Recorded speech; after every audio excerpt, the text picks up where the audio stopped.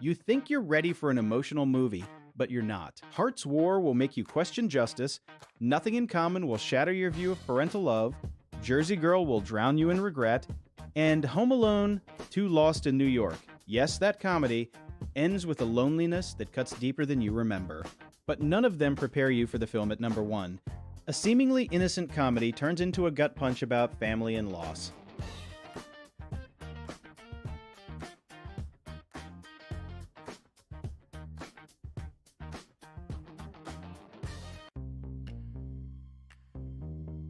Darcy and Bob, they're the perfect couple. Married for years, still in love, the kind of relationship people envy. But tonight, Darcy finds something in the garage that shatters her world. A key, a box, and inside, evidence that her husband is not the man she thought he was. That's the gut punch opening of A Good Marriage, directed by Peter Berg, based on a Stephen King novella. And here's the twist. The film is a quiet domestic thriller that spends most of its runtime exploring marriage itself, the secrets we keep, the lies we tell ourselves. King wrote the story after a real-life case in Maine, where a local man was revealed to be a serial killer. The script stayed brutally close to that reality. Joan Allen, who plays Darcy, said she had to dig into her own fears to bring authenticity. She didn't sleep for days after filming the discovery scene. The movie barely made $2 million at the box office, but critics called it unforgiving and emotionally precise. One critic wrote, "It doesn't just scare you, it breaks you." That's why it's number 5 on this list. Not because of jump scares, because it makes you confront the possibility that the person sleeping next to you could be a monster, and you might never know. Watching Darcy grapple with that, deciding whether to protect her children, confront her husband, or just run, is devastating. The film was shot in just 25 days on a micro budget, using real homes to keep the horror grounded. In one scene, Darcy sits in her car, hands shaking, and you literally hear her breath catch. That's not acting, that's Joan Allen feeling the weight of a choice no one should have to make. And when the credits roll, you don't feel relief, you feel hollow, because the real horror is the silence after, the unspoken truth that lingers. If you thought this was intense, a marriage dissected with surgical precision, wait until you see what comes next. It makes this look like a walk in the park. If you thought this was intense, a marriage dissected with surgical precision, wait until you see what comes next. It makes this look like a walk in the park.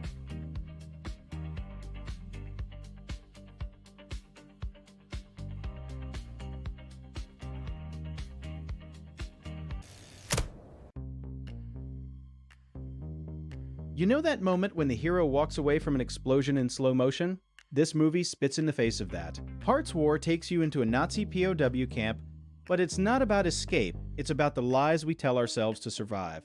Bruce Willis plays Colonel McNamara, a decorated officer who might be hiding a secret even darker than the war. But the real gut punch? It's not from the Germans. It's from another American. The film forces you to ask, who is the real enemy here? The man with the gun or the man with the power?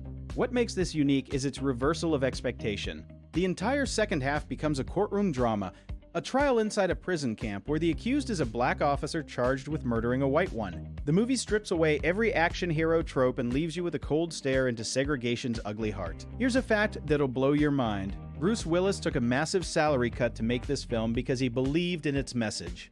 He earned just $5 million compared to his usual $20 million. And the camp itself? It was a real abandoned prison in Indiana, not a set. The actors lived in those barracks during filming. No trailers, no comforts. They wanted the misery to seep into their bones. Audiences couldn't handle it. The film bombed at the box office, only $30 million worldwide on a $75 million budget. But critics saw something else. Roger Ebert called it one of the most honest films about war because it refuses to give you a hero. Every character is flawed, every choice tainted. The emotional impact hits like a sniper round. You realize that honor is a luxury those in charge can afford, while the brave die for lies. It belongs at number 4 because it makes you cry not from sadness, but from anger. Anger at how easily we sacrifice the innocent for a story that makes us feel noble. When the final verdict comes, you'll feel hollow. Not because it's sad, but because it's true. This movie matters because it shows that the worst wars are fought between friends, and the only way to win is to stop fighting. The feeling it leaves? A cold, bitter hope that maybe by seeing the worst in ourselves, we can finally be better. If you thought this film's courtroom was a moral battlefield, what comes next turns that battlefield into a minefield where every step could destroy your faith in love itself. If you thought this film's courtroom was a moral battlefield, What Comes Next turns that battlefield into a minefield where every step could destroy your faith in love itself.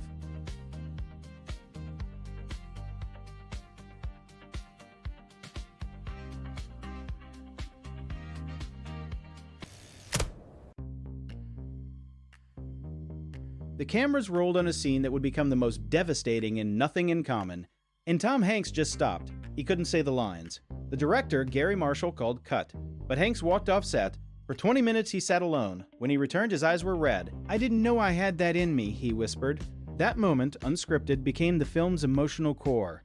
Nothing in Common is not a comedy. Despite Hanks' smile on the poster, despite Gary Marshall's track record with Pretty Woman, this is a film about a son watching his father die. Slowly, in a hospital room that smells of antiseptic and regret. Hanks plays David Basner, a hotshot ad exec whose world unravels when his parents separate. His father, played by Jackie Gleason in his final film role, is diagnosed with cancer, and they never had a real conversation. The script was based on producer Nick Wexler's own experience, but here's the kicker. Gleason was dying for real. He had colon cancer and knew he had months to live. Marshall said Gleason's performance wasn't acting, it was a man saying goodbye. The scene where Gleason's character asks his son, "You don't like me, do you?" ad-libbed. Hanks broke down. The crew cried. The film bombed. $19 million on a $12 million budget. Critics called it mawkish and manipulative, but audiences who saw it never forgot. Why? Because it does something no other film dares. It shows that sometimes love doesn't arrive in time. The father dies without a catharsis. The son is left with unanswered letters. That rawness, the refusal to tie a bow, is why it's number 3. It hurts because it's true. By the end, you're not crying for the characters, you're crying for yourself. For every phone call you didn't make, for every "I love you" left unsaid, this film leaves you hollowed out. And that emptiness is the point. If you thought this was intense, What Comes Next doesn't just break your heart, it grinds the pieces into dust. If you thought this was intense, What Comes Next doesn't just break your heart.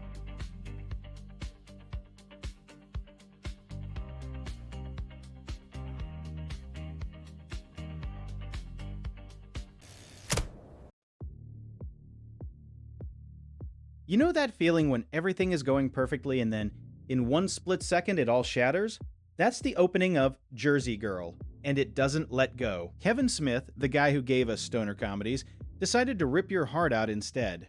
The film follows a high-powered PR executive whose wife dies in childbirth, leaving him a single dad in a tiny New Jersey apartment. But here's the thing. Smith wrote this after becoming a father himself, terrified of losing his own wife. That raw fear bleeds into every frame. The scene where Ben Affleck's character breaks down in the hospital wasn't in the script. Smith told him to just feel it. And Affleck sobbed so hard the crew had to stop filming. That moment cost $200,000 in overtime. But it's the gut punch that defines the movie. Most people don't know that Liv Tyler was originally cast as the love interest, but she dropped out last minute and Jennifer Lopez stepped in. This was right after Geegly flopped, and their real-life relationship added a weird tension on set. Yet Smith swears Lopez brought a tenderness nobody else could. The film bombed at the box office, $47 million on a $35 million budget. But critics called it Smith's most honest work. Audiences walked out in tears, not because of sad music, but because of the scene where Affleck's character teaches his daughter to ride a bike. No dialogue, just a father's hands trembling on the handlebars. That's why it's number 2. It reminds us that love isn't fireworks, it's holding on when everything falls apart. But if you think a dad struggling to braid hair is intense, What Comes Next makes this look ordinary. What Comes Next makes this look ordinary.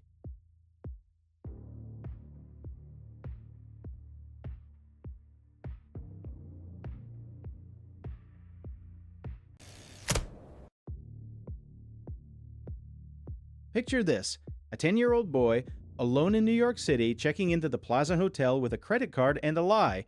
You laugh, you cheer, and then by the third act, you're holding back tears. Yes, Home Alone, 2 Lost in New York, is the #1 movie that will destroy you emotionally. Because this isn't just a comedy, it's a story about loneliness masked as adventure. Here's what you probably don't know.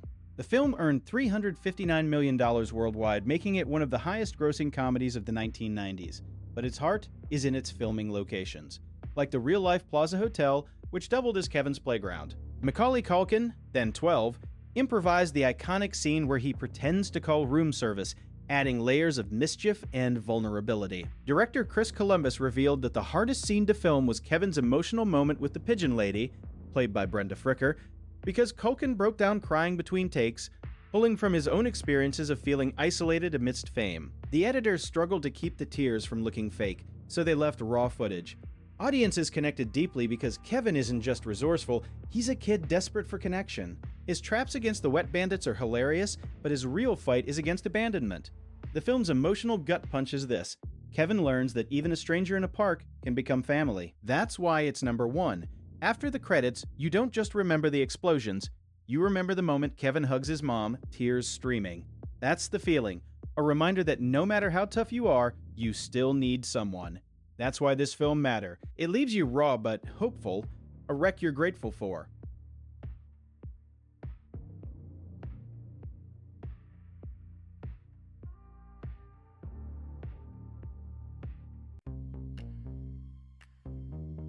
These 5 films share a quiet, brutal honesty about the moments that break us.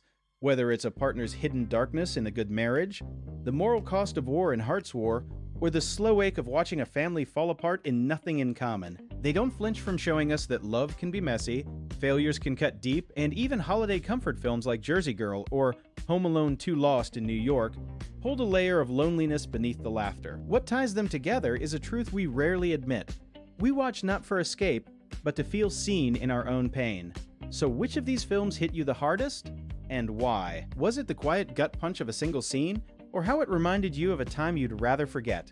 If you've cried over one of these, drop your story in the comments below. And if we missed a movie that wrecked you, don't hold back. Because sometimes the best thing we can do is admit we're all a little broken together.